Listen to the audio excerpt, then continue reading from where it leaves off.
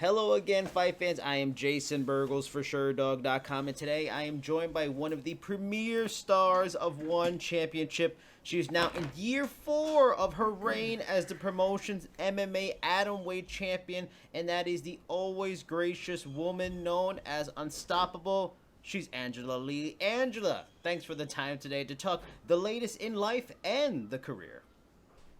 Thank you for having me. Long time no talk. And hopefully we can get to do this much more, but I'm glad we are getting to do it now. I have a whole bunch of questions for you. So already living in Hawaii is something that would make a lot of other Americans jealous. However, despite its geographical placement near Southeast Asia, Hawaii hasn't gotten hit too bad with the whole coronavirus pandemic situation, especially for like a person like me here in New York. It's definitely been the better of the luckier states in the country. How has the pandemic life been for you at home? Has it not been much different, as it was before, maybe aside from a few weeks of stay-at-home orders? Has it been pretty okay out there in Hawaii? I think Hawaii has dealt with it pretty well. Yeah, we were lucky we didn't really get hit too hard, and a lot of people have been making recoveries, so that's great. Um, as for our daily routine, my family, we own the United MMA gym, so that has its perks. We're still Mm, able to go in there, work out. We got training partners, which is like family. My brother, my husband, my mm, sister, and we've been also like sticking to a weightlifting regimen. So okay. that's been good, but yeah, other than that, it's everywhere you go, people have to wear masks. They try to enforce the 6 feet apart, social distancing, and yeah, it's kind of different now. It's kind of weird times. But I think we're getting along pretty good, and throughout the month of June, they're going to be opening different businesses in like Mm. phases. So yeah, fingers crossed, everything goes well.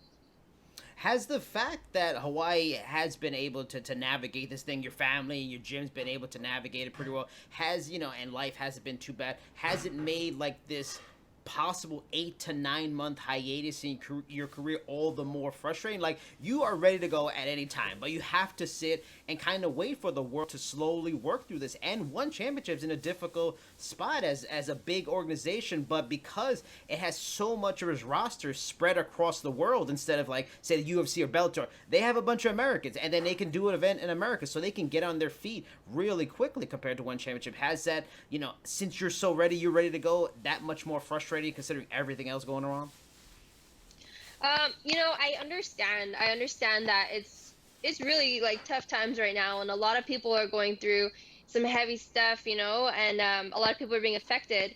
Um, so for me, I'm just grateful that me and my family, everyone's safe and healthy. I've been using this time to, stay busy, spend more time with family, but also my husband and I were working on a project of hopefully opening our own jiu-jitsu Set gym timer 8 minutes. um, sometime in the future when everything clears up. So new projects and just trying to, stay busy and productive. Um, and yeah, with One Championship, it's tough, because everyone's so spread out, and it kind of goes beyond just the fighters or the organization. It's really comes down from the government, and you Mm. have all of these like countries locking down, and no one can travel and things like that. So it's a bit tricky. But I think they're gonna get it all figured out hopefully soon. Have you heard anything in terms of like a return date? Like, did you like I talked to Brent Primus from Bellator last week, and he actually signed for a fight in July, but he signed for it in March, so he's kind of in limbo with everything. He's kind of waiting to see if that's still going to happen if it gets pushed back. Did you maybe sign a fight with one and you had a date but it's pushed back, or are you still kind of just waiting for a contract and waiting to see how it all comes out? Yeah, I haven't signed anything. I'm just waiting on word from one, and I think they're waiting on word from Singapore government, Mm. because that's where their headquarters are based. So I assume, when things do get back up and running, that's probably where they're gonna have the fights. I wanted to go back to your rematch in October against Xiong Jingnan. I know fighters have to stay confident and exude that air publicly heading into a fight, but going into that main event slot on night 1 of the Century event, you were trying to bounce back from the first two losses of your career, defending your title against a woman that handed you your first loss.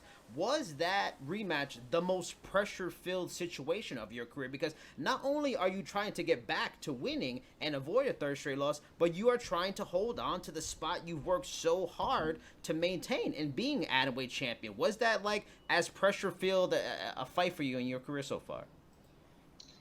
Definitely, I think that fight that was the most on the line for me, just because, like you said, I was coming off of two losses, first in my career, and also facing Xiong again for the second time, and she's coming down to my weight division to take my Mm-hmm. belt. Yep. So I definitely felt a lot of pressure. But the good thing is, I think that my whole life I've always done pretty well under pressure, and just knowing how much is on the line kind of pushed me to go that much further. And every single second of that fight, I was thinking in myself, like, I need to finish, I need to push for the finish, and that I wouldn't be satisfied if it went to a decision. Like, I knew I needed to finish. Is that like almost like that competitive nature as an athlete? Because you were doing very well in the first fight, looking like you were on your way to winning. That she was able to get you body shot, and she was able to stop you. Is that part of it? Is it her like, I want to finish her like she finished me? I must get revenge. Is that part of it? Um, I think it's just my nature and how I fight, and I think that in all my fights, I'm always pushing for the finish, and I think that makes it, that much more exciting to watch for fans. And Mm. also, never leave it to the judge's decision, because, Yeah. so yeah. Was beating Zhang sort of like a watershed moment for you, an evolution forward, if you will? You are only 23, but as you enter year 5 as you're in your pro career, you defend your throne against this great threat that she's been. You end the biggest adversity of your career, the most pressure-filled time of your career, and you quieted any doubters who were like, oh, she lost to her own, maybe she's not that good. No, she's a champion. She retained her title against one of the best. Did you feel like a growth, kind of mentally, maturity, getting on the other side of that whole situation successfully, like a growth as a fighter, like you took another step forward? Yeah, I think that after that fight, uh, if anything, it really proved to myself that, hey, you are the best in the world, and this belt's not going anywhere. Because previous to that fight, I struggled a lot with like self-doubt, and Hmm. I was kind of low. I was pretty down on myself, and had to kind of get myself fired up again, and kind of gain that confidence back. And that's really what I gained from that last fight. And the confidence is everything, really. So I'm glad I'm back on track, and I'm ready to go. And that's interesting because I talked to a couple of fighters in the UFC, and they were in a similar situation. Like, they were on 2-fight losing streaks going in up to a third. They talked about they weren't so much confidence shaken, but they were worried about job security. Now with you, that's not going to be an issue in terms of job security. You're one of the biggest stars in one. So how, if you were kind of like, you were at a low, maybe your confidence was a little rattled, like how did you combat that? And like, was there a period where you were kind of like, I don't want to do anything fighting. I just want to lay in a bed, bothered and annoyed. Like how did you get over that, and so you can go in and have a fantastic performance, and get that back? Yeah, for sure. I mean, so yeah, after the fight in March, and then I wanted to bounce back, and I took a fight in July, Mm-hmm. and I lost that in a close decision.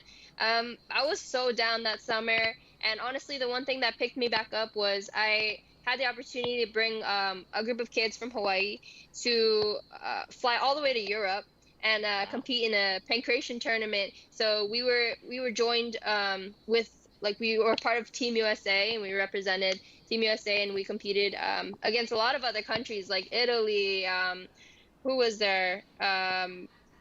Who just talked to? I don't know. Like, so, I think there was like 20 countries total, Wow. but it was a huge opportunity for the kids, and it reminded me of when I was their age and I was competing in these things too. And Yeah. it just brought me so much joy to coach them through like victory, and give them advice, and kind of be with them on that journey. And it really inspired me when I came back home to Hawaii. I was like, if these kids can do it, I can do it too. Like, I was so motivated. And so yeah, that really turned things around for me. I had a great camp and, finished the year off well. A lot of folks are intrigued by the idea of a fight between you and Stamp Fairtex. She competes at the same weight as you in 3 sports now, and has become, starting the promotion too. However, she's only competed 3 times in MMA. Before I get to the idea of a fight with her, what have you thought of her performances in MMA so far? She's 3-0, 2 first round finishes. Has she been better than you expected, or has she shown like the talent, but still maybe has some rough edges around her MMA game, especially on the grappling level? I think Stamp is a phenomenal athlete, and she's shown that with her stand up and then getting the Muay Thai and kickboxing belts. And now she wants to go into MMA, and MMA is really tricky. It's a completely different world because it's not just like, okay, striking and wrestling and grappling. It's so much more than that. But I think she's done really well, and I think she's progressing, very quickly. And she's also very smart, so I think she knows what she needs to work on, and she's doing it, and she's putting in those hours. I think that she doesn't want to rush into things. I've heard some interviews of her saying like she's not in a rush, but you know, definitely keeping my eye out on her. And my teamer and I, we already have a game plan if that fight were to happen. So yeah, we'll see. Interesting. It's definitely. I know that one held like a contest of like what matchup the fans wanted to see the most, and then Stamp and my fight came out on top. And I think that yeah, it would be a really exciting fight. A lot of fans are like, "Oh, she's not even an MMA fighter. It's not even fair." But I mean, she, you know what I mean? She is like. So that's the thing. Like, people are funny. I don't know. People talk silly stuff. Especially MMA, people say very silly stuff all the time. But so since she, would you like? Is it a fight that interests you? I mean, do you feel like, okay, you know what? Recently lost her kickboxing title to Janet Todd. So she's only had 3 fights. Maybe give her a year or so. Let this wait a little bit. Let this marinate a little bit, and maybe someone like Denice Zamboanga, really, Zamboanga, she deserves more of the opportunity, and is there any, like, do you have that position as a champion where you need to go, where you're fighting and going, okay, I want the fight that interests me more, this is the fans already want this fight, this seems to be the more exciting fight, or as a champion do you feel like I need to fight the person that is probably most deserving, and that's Denice? I think there's so many ways to go about it. Honestly, I want the fight the fans want. I want the money fight, and I think that would be Stamp, really, because she's like probably she's such a, I don't know, she brings so much to the table, and then everyone loves her, everyone loves to see her fight. She's very exciting, and I think it would be just like a super matchup. But yeah, I mean, Denice, she's her training partner. Actually, they both are partners at Fairtex training camp. And yeah, so everyone's saying just by me reposting One Championship's post about Stamp that I'm dodging Denice. And I'm like, are you serious? Get out of here. Like, honestly, I just want the fight the fans want. And that super matchup with Stamp is like, everyone's talking about it. But of course, I'll take Denice too. And people were saying because after her last fight with May that she's deserving of it. So, for me, it doesn't even matter. Honestly, I just want to stay busy, defend my belt, and yeah, get paid. Now, there's a good chance if that Denice fight happens, we'll be talking about that, and I'd rather go into more depth on that then. But like Denice and you, in a weird way, does make some sense on that. Like Mei Yamaguchi sort of is almost like the final boss to be the champion at Atomweight. You had to go through it in 2016, then had to do it again a couple years later. She recently did it, so it's like she's reached the boss. Now she's got to get the super boss. She's got to get Shang Tsung, and she's got to fight you. So on that level, if you were to fight her on a basic level, general level, what do you feel she brings to the table that does make her a threat to the championship? I think she's very well rounded. She's a young up and coming fighter, and I was able to watch her 2 fights in one, like straight striking, right down the middle, and well-rounded. She's wrestling. She has ground and pound. Yeah, I think she's good everywhere, but I don't think she's able to take it up like one more level than that, and I think that's where I can bring her. How much interest would you have in a fight with Xiong Jingnan, a third fight, a rubber match with Xiong Jingnan? Is that a fight that, because that could be viewed as a money fight too. There's a lot of history there. She's the champion, you're a champion. Is there interest in that? Do you feel that needs to wait and build another bit, like a year or so, and then maybe go revisit that? Or is there part of you, that competitive part of you, that, yeah, you beat her, but you went up in weight, you lost to her, and then you lost the fight after, so there's like unfinished business at that weight class? Is there a part of you like, you know what, I want to go back up to strawweight, I want to, even think, take the total win in the rubber match, and then exercise the demons of the division? That's exactly what I want to do, honestly. After my last fight in October in Japan, I was like, let's schedule the next one right now. I was so pumped and fired up, and not to make any excuses or anything, but my first match with Zhang, we had to postpone that. It was supposed to be in November of like 2018, and it got pushed to 2019 in March, and because of my back. And yeah, I like, mean, tell me that. at Yeah. the time, I didn't realize like how much an injury like that can really affect your performance. But it does, and I'm so stubborn as a fighter. I was just pushing it off. I didn't do any physical therapy or anything. I just wanted to get back in as soon as possible, and obviously I just kind of paid for that. But it was a good lesson. Definitely, my back is being is has. Oh, sorry, my back is better now. Yeah. That's a good thing, and yeah, I really want to get after that strawweight division. I really want that strawweight belt, and I want to go down in history, as one of the greatest. So that's what I got to do. Now, the last question, I've asked a lot of people this: what have been the pros? Anything that you've discovered from stay at home or just the pandemic, maybe being at home, not going out, maybe be concerned like a lot of people have had to do around the world. Like I have discovered Rick and Morty, and then unfortunately 90 Day Fiance. Me and my girlfriend are addicted to it for the worst reasons. Like we've discovered that. Like, has there been anything you and your husband you've discovered or even gotten to that you never got to before? Definitely, there's so much extra free time. My husband and I, in the beginning of the pandemic, we were cooking like every day. We were learning a new recipe, and we tried out. Now we're kind of just ordering takeout. But we went through the whole series of I think Money Heist is called. It was so Oh good. yeah. Hmm. Yeah, that's one of my favorites. And we discovered Scrabble, so we've been playing each other Scrabble like every day. Who's better? Who's winning the most? Tell us all. Me. Wife always wins.